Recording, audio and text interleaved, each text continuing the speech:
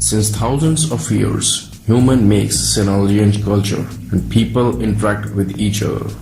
They make trade and business among them, and they dealt in gold and silver. Means gold and silver were their standards. It means if a man from China came to UK for trading, he will make business freely. It never happens in history that a Chinese guy traded with a UK businessman and a banker in New York took his commission from that business without doing anything. Even that was not possible, that a business within the same country or city gives a share to a banker in New York. It was because the trading was done in gold and silver. What were the advantages? Its value remained same. Even after 100 years, gold never loses its value and no depreciation can affect it. Nobody was able to create currency or could make inflation. But it's happening in the current scenario. Whenever there's a trade or business, banks took its share even if you don't involve any bank as a medium in trade. Let's have a quick review how banks work in 3 steps. People are dealing in gold and silver. A guy opens a shop in a market named bank. He asks people to deposit their gold into bank, as to carry gold and silver is to invite theft. You can take back your gold anytime on showing receipt that was given to you against gold.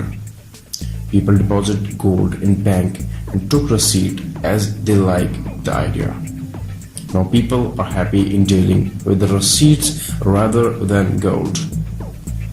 Step 2. Here the banking starts. The bank who issued receipts against gold now has the authority to issue receipts. Now he has $100 of gold and he issued excess receipt of $1,000. Mean addition $900 are fake receipts and it doesn't have gold as a reserve on its back. It got possible as people are not aware about the gold reserve at back. Step 3. People are happy in trading and dealing in receipts now. Bank vanishes gold. Now all the paper receipts in the market are fake as there is no gold reserve in the back. What happened then? Whenever a customer came with his receipt to collect back his gold, he found nothing. There was the reason of bank collapse in early ages that was called as run-on banks. In 1600 to 1900, many banks collapsed because of the system and people were continuously losing trust in banks. In 1913, 15 or 16, banks got united and discussed about how to avoid that bank collapse as the customers were losing faith in banking system. Finally, in that meeting, they decided to make a central bank. In case any bank goes near to collapse, the central bank will help or fund that bank from getting collapsed or getting defaulted. Guess what was the name of that central bank? Federal Reserve. Yes, it was built by 15 or 16 bankers and it is a private bank and US government didn't own it. That 15 or 16 people were so strong and having influence in the economy that they passed the bill from Congress in 5 minutes and US government gives the right Federal Reserve a right to issue US currency. Now whenever US government want to print currency, it takes loan from Fed.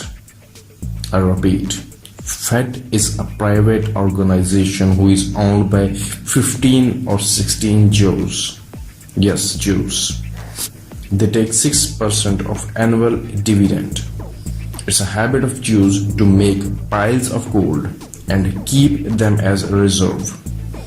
You can see them in shape of Zionists and Freemasons.